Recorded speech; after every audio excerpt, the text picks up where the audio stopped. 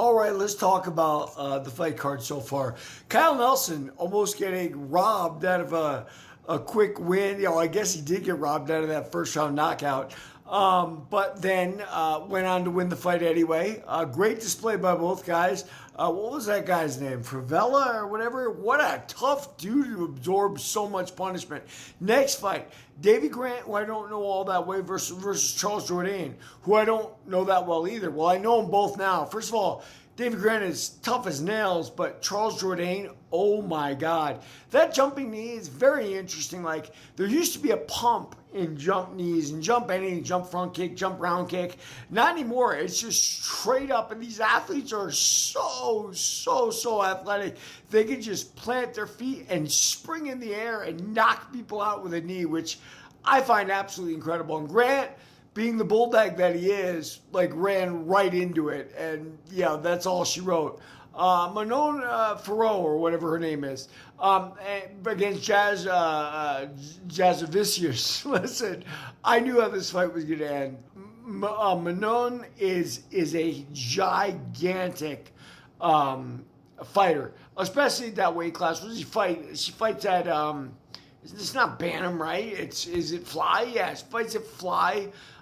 We saw her fight against Shevchenko, and quite honestly, she almost bullied Shevchenko into submission. And I'll tell you what that's reflective of. Shevchenko's got like all the martial arts skill for a female in MMA at this time, but Manon has got all of that striking wise at least, and she's just so enormous.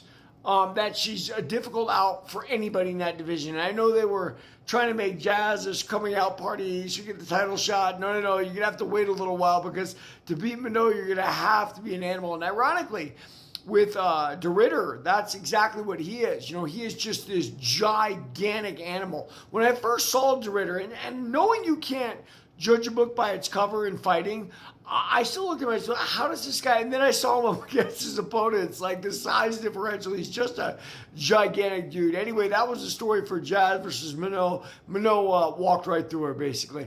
Chito Vera versus Zahabi. Now, Zahabi has a new MMA type style. It's very herky-jerky. Like, he fights a lot like Hyde Emil from the Scrap Pack. Hyde's a lot smoother than Zahabi is. Zahabi's very herky-jerky with it, but they both have a very new MMA style. It's not boxing. It's not kickboxing. It's this style developed for MMA. Now, and coming into the fight, we watched Dominic Cruz a couple of years ago fighting Marlon Vera, and he tried out a new style. Like, Dominic Cruz used to be circle left, circle right, like all defense. He didn't. He went full new MMA style the way Hyde fights, the way Zahabi fights. And what happened is Marlon eventually caught him with a kick to the nose, broke his nose, and won the fight. I was convinced Marlon Chito Vera would do the exact same thing to Aiemann Zahabi.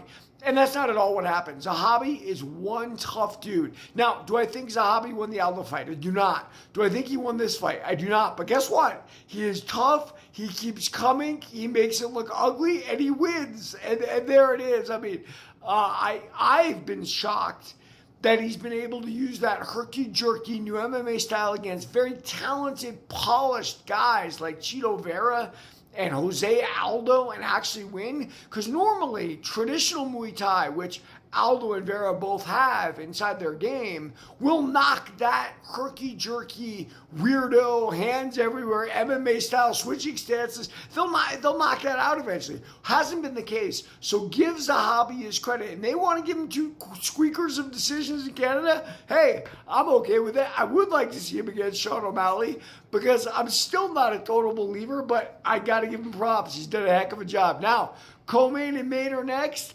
I don't have predictions for you, but I'll get to you after the fights. Everybody, like and follow for more on The Fight Kid.